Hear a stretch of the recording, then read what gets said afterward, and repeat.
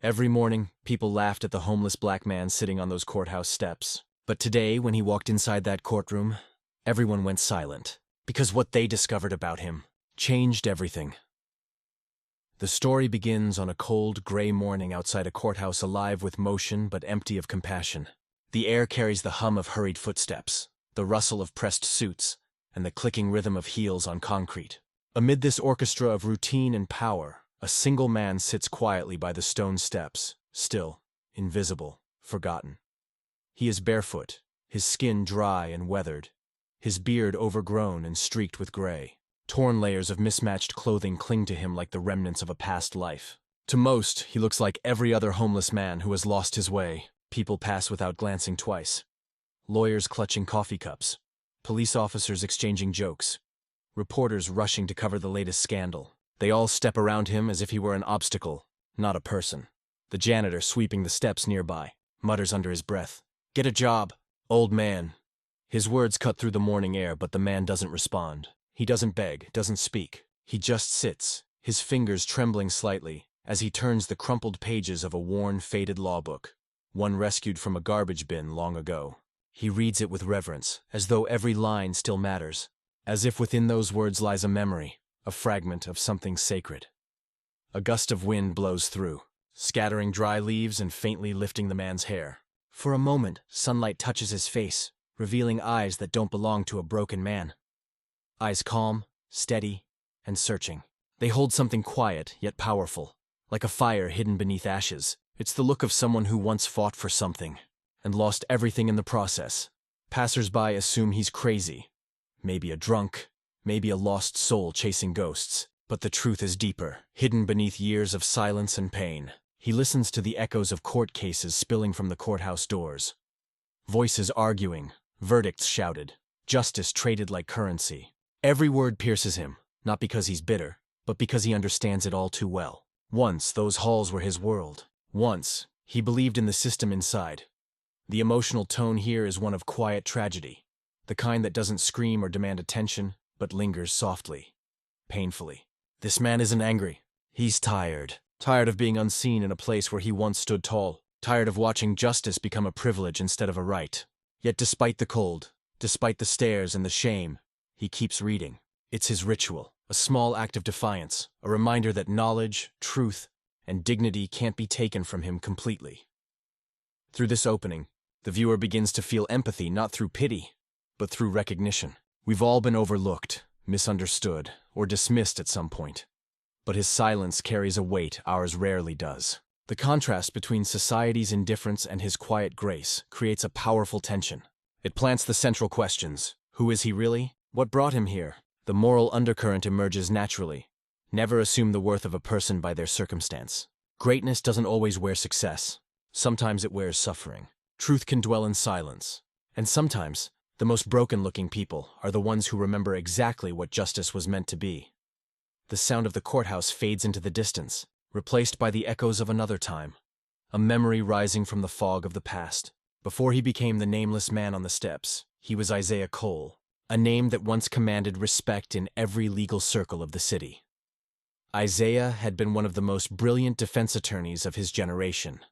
Sharp-minded, eloquent, and unshakably committed to justice. He wasn't the kind of man who chased fame or wealth. He fought for people who had nothing. His clients were often the ones the world had already judged. Poor black men accused without evidence, women silenced by fear, families broken by a system that pretended to be fair. And somehow, Isaiah always found a way to give them a voice. His courtroom presence was electric. Even prosecutors who hated him admitted his skill. But what truly set him apart wasn't his intelligence. It was his integrity. He believed that law was sacred, that truth was not to be bent or sold. That belief made him dangerous in a system built on compromise. One day, while working on a particularly high-profile case, Isaiah stumbled upon something that would change everything. A string of confidential documents revealing years of corruption hidden inside the courthouse itself. Judges accepting bribes to sway verdicts, prosecutors burying evidence, innocent people, mostly poor and black, sentenced to prison for crimes they didn't commit. Isaiah could have stayed silent like everyone else, but he didn't. He went public, called a press conference, showed the proof, and named names. For a brief moment, it looked like he might spark real change, but the system fought back. The men he exposed were powerful, connected, untouchable. Within weeks, he was painted as the villain. Reporters who once praised him now ran stories calling him unstable, vengeful, even criminal. Disgruntled attorney fakes corruption scandal, one headline read. His law license was revoked after false charges of evidence tampering. The life he built collapsed overnight. His wife, terrified for their safety, left with their young son. His colleagues avoided him. Even his friends refused to take his calls. The man who once defended others found no one to defend him. He lost his home, his career, and eventually his faith in people, but never in justice itself. Even as he wandered the streets, sleeping in shelters and abandoned buildings, he carried his law books like old companions. Whenever he found a discarded newspaper, he'd read the legal section first. He still followed trials, whispering arguments under his breath as if he were still standing before a judge. Through this fall from grace, Isaiah didn't become bitter. He became quiet. The flame that once burned fiercely turned into a steady ember, hidden but alive. In losing everything, he had become the very thing he used to fight for. Another black man crushed by the weight of a broken system. Yet he refused to let that define him. The emotional tone here is bittersweet revelation. We don't just see his downfall. We feel the injustice of a world that punishes honesty and rewards deceit. But beneath the tragedy lies a quiet strength. Proof that integrity, though costly, never truly dies. Moral essence. Sometimes, the world destroys those who try to fix it. But truth, no matter how deeply buried, has patience. It waits for the moment it will rise again, in the same place where it once was silenced. The morning begins with noise, the clamor of cameras clicking, reporters shouting over each other, and the low hum of anger that simmers in the crowd gathered outside the courthouse. The city is alive with scandal again, feeding on yet another tragedy that it doesn't fully understand. At the center of it all is Malik Turner, a 17-year-old black teenager accused of assaulting a white businessman. The headlines scream his guilt before the trial even begins. Dangerous teen attacks local entrepreneur. Another example of urban violence. The words twist the truth before anyone can speak it. No one mentions that the businessman has a history of racial harassment, or that Malik was defending himself. To the public, Malik isn't a boy, he's a stereotype. Isaiah watches from the courthouse steps, the familiar ache in his chest tightening. He sees Malik being escorted inside, shackled and pale, eyes wide with fear. It's the same look Isaiah saw on countless faces years ago. Young men standing before a system that was never built to protect them. It's not just fear of prison. It's the fear of not being believed, of being unseen. Inside the courtroom, the trial feels like a performance rather than a pursuit of truth. The prosecutor speaks with polished venom, describing Malik as uncontrolled and dangerous. The evidence is flimsy, a blurry security video, a biased witness. But the tone of certainty is enough to sway the room. Malik's public defender sits slouched at the defense table, flipping through papers as if the outcome has already been decided. His voice trembles, his questions lack conviction. The judge grows impatient. The jury, mostly white, glances at Malik with a mixture of boredom and disdain. Isaiah watches from the gallery, his heart breaking with every word. He knows this rhythm, this slow, procedural destruction of a life. The system doesn't even need to shout. It simply moves forward, indifferent to the truth it crushes beneath its weight. Then, midway through the hearing, something unexpected happens. The public defender stands, sweat pooling on his forehead, and says in a shaky voice, "Your Honor, I can't continue with this case. I have a conflict of interest." Without explanation, he gathers his files and leaves. The courtroom falls into stunned silence. Malik turns to the judge, confused and terrified. "So who's gonna help me?" he whispers. No one answers. The prosecutor smirks. The judge sighs heavily, muttering about delays and scheduling. For a brief, devastating moment, Malik stands completely alone, a boy facing the machinery of justice without a shield. From the back row, Isaiah grips the bench so tightly his knuckles whiten. He feels that old fire ignite inside him. The same fire that once drove him to expose corruption. The same fire that cost him everything. Shame floods him for having stayed silent all these years. He knows what's about to happen if he doesn't act. The emotional tone in this moment is raw injustice and awakening. The world watching a system casually discard another young black life, while the one man who can help trembles under the weight of his past. Moral tone. The system doesn't collapse in one day. It rots slowly, case by case, silence by silence. And sometimes, it only takes one voice, weary but brave, to stop pretending not to see. For a long moment, the courtroom remains frozen in silence, the kind that feels heavy, almost sacred. Then, without warning, the old man at the back, the one no one ever noticed, rises to his feet. His hands shake slightly, but his posture is upright, steady. Every eye turns toward him as he begins to walk down the aisle. Each step echoes, slow, deliberate, the worn soles of his shoes tapping softly against the marble floor. At first, the guards move to intercept him. "Sir, you can't—" One starts, but before he can finish, the judge lifts a hand. His eyes narrow in disbelief, then recognition. "Let him speak," the judge says quietly, his voice trembling with memory. Gasps ripple through the courtroom. Some of the older lawyers whisper to one another. "Is that Isaiah Cole?" The name hangs in the air like a ghost. For the younger crowd it means nothing. But for those who remember, it's a shock. The man who once shook the entire legal system. The whistleblower who vanished after exposing corruption. And now here he stands, dressed in rags, his hair gray and matted, yet his presence somehow larger than life. Isaiah's voice cracks as he begins, roughened by years of silence and street air. "Your Honor," he says, looking directly at the bench, "I may have lost my license, but I have not lost my conscience." His words slice through the still air. "That boy," he nods toward Malik, "deserves a fair trial, not this mockery of justice." Laughter erupts from the prosecutor's table. "A homeless man defending a criminal? What's next, Your Honor?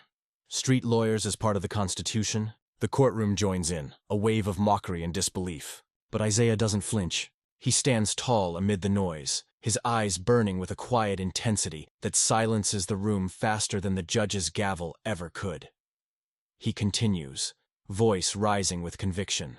"You all sit here pretending justice is alive in this room, but I see it dying, right here in front of us. Every time a poor black child is silenced, every time a man is judged before he speaks, every time the truth is ignored because it's inconvenient, justice dies a little more." The judge leans forward, visibly shaken. The courtroom is still now, everyone caught between discomfort and awe. There's something magnetic about Isaiah. Not just his words, but the weight behind them. Years of pain, betrayal, and perseverance pour through every syllable. His presence commands respect, not because of authority, but because of authenticity. Finally, the judge exhales deeply. "Mr. Cole," he says softly, "you know the law. You can't represent anyone without a license." Isaiah nods, calm. "Then let me advise him. Let me speak for justice, if not for the law." The judge pauses, his eyes softening. He remembers the Isaiah he once knew. The man who believed justice was sacred, the man the system destroyed. Slowly, the judge nods. "Very well," he says. "Proceed." A quiet murmur sweeps through the courtroom. Isaiah turns to Malik, placing a reassuring hand on his shoulder. "You're not alone anymore," he whispers. Malik's eyes well up, the first spark of hope flickering across his face. In that instant, the balance of the courtroom shifts. The atmosphere changes. What began as mockery transforms into reverence. The people who once laughed now listen. The man they ignored outside the courthouse has become the beating heart of it. The emotional tone is righteous defiance. A man stripped of everything rising again, not to reclaim glory, but to remind the world what honor truly means. The audience feels both tension and awe, watching a broken figure stand taller than anyone else in the room. Moral reflection. Sometimes, power doesn't come from position or privilege. It comes from the courage to stand when everyone else stays seated. The courtroom, once filled with mockery and doubt, now sits in a thick silence. The air feels different, heavier, charged with a strange anticipation. Isaiah stands tall at the defense table beside Malik, his tattered clothes contrasting sharply against the polished suits surrounding him. Yet somehow, he looks more at home in that courtroom than anyone else. The years haven't dulled his brilliance. They've sharpened it into something fierce and pure. He begins slowly, methodically. When he addresses the first witness, his tone is calm, but cutting. "You said you saw Malik attack the man. Tell me," he leans forward slightly, "how far were you standing from the scene?" The witness hesitates, stammers. Isaiah presses on gently, leading them to admit they were across the street, too far to see clearly in the dim light. A murmur ripples through the room. He calls another witness, a police officer, and asks why no fingerprints were taken from the supposed weapon. The officer fumbles for an answer, finally admitting the evidence was misplaced. Isaiah's voice doesn't rise, but every question he asks lands like a hammer. Piece by piece, the story the prosecution built begins to crumble. The prosecutor, once smug and confident, now flips through his notes nervously. Isaiah moves with precision, recalling legal precedents entirely from memory, citing case names and rulings no one expected a homeless man to remember. Even the judge watches with fascination, his eyes following Isaiah as if seeing an old legend reborn. But the moment that truly changes everything comes when Isaiah presents a single folder, battered, yellowed with age. He holds it up and says softly, "This is the truth you tried to bury." He opens the folder and begins reading records from the city's public archives, police reports, filed complaints, and written testimonies that paint a very different picture of the so-called victim. The courtroom leans in as Isaiah reveals that the white businessman, the one Malik allegedly assaulted, had a long history of racially motivated attacks that had been quietly dismissed over the years. He'd assaulted black employees, vandalized minority-owned shops, and once even threatened a young black student outside his store. Every time, his wealth and influence erased the consequences. Isaiah lays the papers down on the table, his voice trembling slightly. "This isn't a case about violence," he says. "It's a case about survival. That boy fought not for his life, but for his right to exist without fear. And you, all of you, almost let history repeat itself." The crowd sits in stunned silence. The prosecutor's face drains of color. The judge rubs his temples, visibly shaken. Even the jurors exchange uneasy glances. For the first time, Malik's story is seen. When Isaiah finally rests his case, he doesn't smile or gloat. He simply looks at Malik, eyes full of quiet pride and sorrow. Then at the judge, nodding respectfully. There's a pause, a heartbeat of stillness. Then someone in the back begins to clap. Another joins. And soon, the entire courtroom rises, applauding the man who had nothing. No title, no power, no home, yet stood taller than everyone. The emotional tone in this moment is triumph mixed with heartbreak. Justice has finally spoken, but it came far too late. Through a man the world discarded, and through a system that nearly destroyed another innocent life. Moral essence. True justice doesn't depend on wealth or power. It lives in those who dare to stand up for what's right, even when the world has already turned its back. The courtroom holds its breath as the words, "Not guilty," echo through the air. For a heartbeat, no one moves. Then Malik, eyes wide with disbelief, turns toward Isaiah. The boy's composure shatters. Tears stream down his face as he rushes forward and throws his arms around the man who saved him. The crowd erupts, some cheering, some crying. But amid the noise, time seems to slow for the two of them. Isaiah, worn and trembling, gently places a hand on Malik's shoulder. His voice, rough and unsteady, cuts through the chaos. "Your mother's name was Danielle Turner, right?" Malik nods, confused. "Yeah, how do you—" But Isaiah's voice breaks before he can finish. His eyes glisten as the truth spills out, fragile and raw. "She was my wife."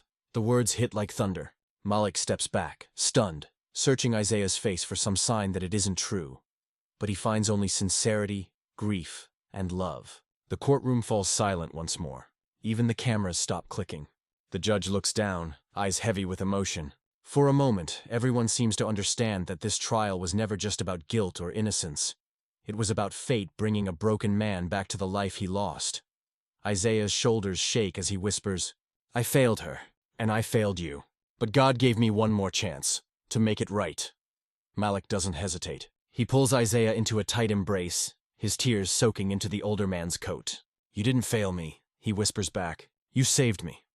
Around them, people rise to their feet, not out of duty, but reverence. The once condemned lawyer stands redeemed, not by the law he once served, but by the love he thought he'd lost forever. The moment feels eternal. A lifetime of guilt collapsing into forgiveness, pain dissolving into grace. For Isaiah, justice has finally come full circle, not in the courtroom, but in the arms of his son. Weeks later, Isaiah Cole is nowhere to be found. His spot on the courthouse steps, once overlooked, then sanctified by his courage, now sits empty. The morning crowd passes as usual. Lawyers juggling files, officers exchanging casual banter, and citizens lost in their own worlds. Yet something has changed. The air feels heavier, quieter, as if the walls themselves remember his voice. Then, one chilly dawn, a courthouse janitor notices something new. A small bouquet of fresh flowers resting on the bottom step, beside a bronze plaque polished to a shine. The engraving reads, "For Isaiah Cole, who reminded us that justice belongs to everyone." No one knows who placed it there. Some say it was the judge. Others whisper it was Malik. But whoever it was, they understood that Isaiah's absence wasn't an end. It was a continuation. His story had become something larger than a man. It had become a symbol Malik visits often. No longer the frightened teenager he once was, he now walks with quiet purpose, carrying Isaiah's worn, torn law books under his arm. He sits where his father once sat, in the same cold wind, under the same indifferent sky, and studies. His dream is not fame or wealth. It's to carry forward the truth Isaiah lived and died for. People still hurry past. But every now and then, one person pauses, reading the plaque, looking at the flowers, wondering about the man whose courage changed everything. They don't know his full story, but they feel it.